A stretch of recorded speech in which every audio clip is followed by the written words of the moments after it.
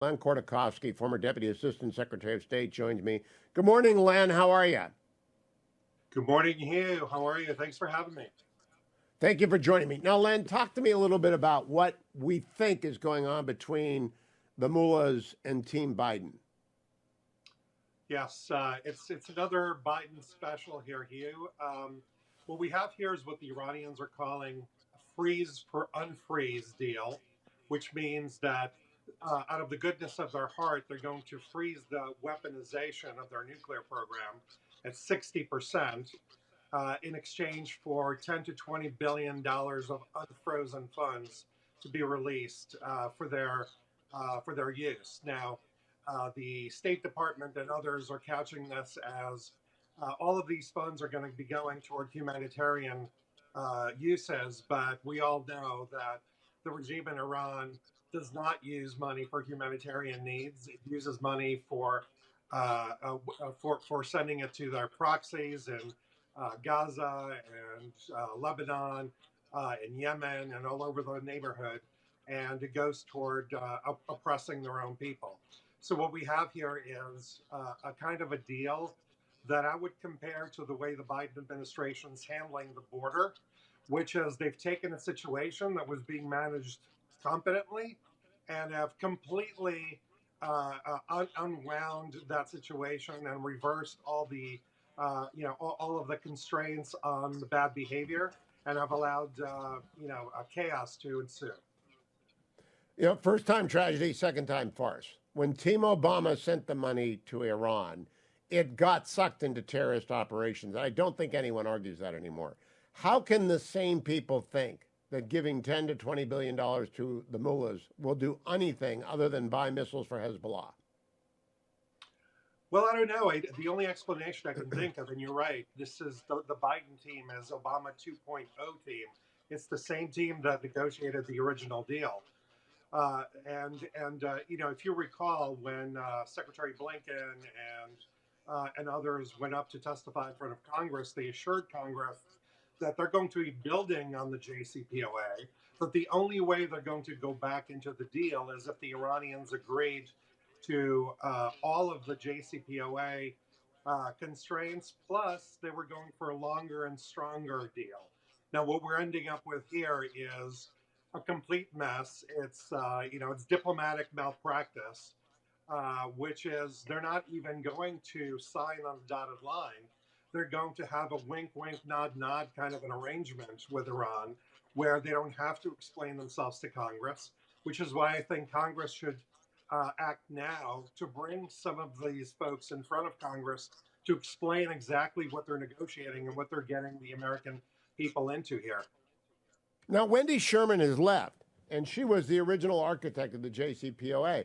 Who is pushing this agenda? I mean, who in the Biden world thinks that we need to give Iran $20 billion? I'm just genuinely astonished that they're thinking about this. Well, folks like Rob Malley and Secretary Blinken, they were all part of the original negotiating team with John Kerry, and I believe this is almost like a religion to them, where they believe that whatever Trump did was evil and they have to undo it. And they are so brilliant that they're going to go back and create a utopia here that boxes, quote unquote, boxes Iran in, which of course the original deal didn't do. And certainly this, what we're talking about today, is a much worse, if there could be such a thing, a much worse arrangement than the original JCPOA. So it's really the same people. And I couldn't tell you why they're rationalizing this other than to think that, hey, 60% enrichment is better than 90% enrichment, which is kind of like the red line for the Israelis as enunciated by Prime Minister Netanyahu a few years ago. But in perspective, when President Trump left the office, Iran was enriching at 4.5%. They were down to $4 billion of foreign exchange funds. And today they're up to 100 billion and they're enriching at 60%. So we're not even asking them to get rid of the enriched uranium. We're just asking them to stop enriching it until the point where they decide to start again. So in exchange for that, we're going to give them 10 to $20 billion. And, because they're so nice, they're going to think about releasing a few of our hostages. So the 10 to $20 billion, the additional value of that might be that they'll be good enough to release a few of our citizens that they've detained for no good reason. Len Khodorkovsky, one of the things that was not in the original JCPOA, and I gather is not on the table here, is a deal about their missile program. Is there any restraint on their missile program in exchange for the money? I guess they don't desperately need it anymore because their oil is being sold. I don't know how they got the how did they get the 100 billion in exchange reserves, Len? Well, because one of the things that happened in the last 2.5 years, why the Biden administration reversed the maximum pressure campaign of the Trump administration, is they've stopped enforcing black market sales of Iranian oil and various goods. So while they can tell you that, hey, we haven't changed the policy, but the policy is only as good as the enforcement of the policy. And they've been lax on that because they've acted in quote unquote good faith to induce the Iranians to enter back into the JCPOA. Of course, the Iranians uh, never act in good faith. So the whole ruse is a joke. And that's what happened over the last 2.5 years. The Iranians don't need the Biden administration anymore because they've already, given them all the opportunity to gain back their strength. We had them on the ropes. They're no longer on the ropes. So they're leading the negotiation here. They're not the Biden administration. We've given up all the leverage we had here. So Len Khodorkovsky, if they were going to be on the show, if Tony Blinken was going to show up and explain what they're doing, what's the best spin you can put on what they're doing?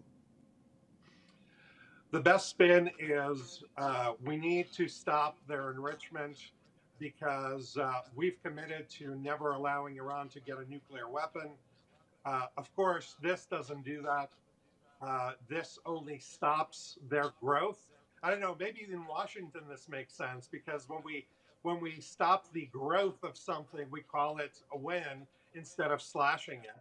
So that's how they would explain it. They would explain it that 60 is better than 90. And while we have them at 60, we're going to keep working on making sure that they get rid of the centrifuges that they've already accumulated, all of the nuclear scientific knowledge that they've accumulated, all of the arrangements that they've accumulated. So, it rings hollow to me and it doesn't pass the smell test. Let's close there. It sounds, it is appeasement. And that was a theory in the 30s that if you gave the bad guys whatever they wanted, they would stop wanting more. It didn't work then.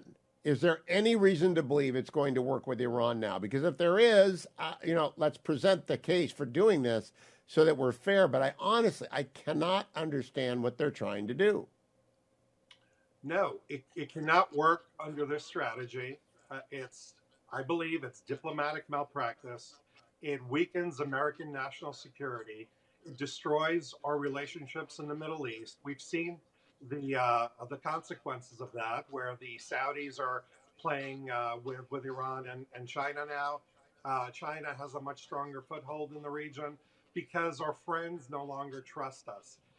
The reason we were able to conclude 4 peace deals, the Abraham Accords, is because our friends trusted us. They no longer do that. So they're looking elsewhere for, I wouldn't say friendship, but I would say they're hedging their bets because they don't trust the United States, or really more specifically, they don't trust the Biden administration. Those are the consequences. Okay, exit question, Len. Is anyone covering this? I mean, I picked this up by a newsletter, news items from John Ellis. I haven't seen anyone writing about this, talking about this. How well is it being covered? Not well. I saw an exchange yesterday between a reporter and the State Department spokesperson who was wiggling around about confirming or not confirming certain aspects of this, but it is not being covered widely for sure.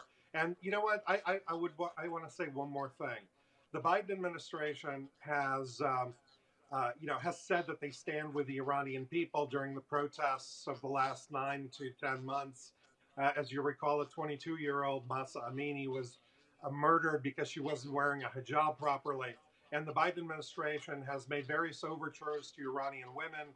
And what this does is spit in their face to say that we'll take all the photo ops and say nice things, but in the end, we're still going to fund your oppressors. And that's exactly what's happening. That is with the the women bottom. in I Iran. do not understand giving money to the mullahs. Len Khodorkovsky, message from Len on Twitter. Thank you, Len.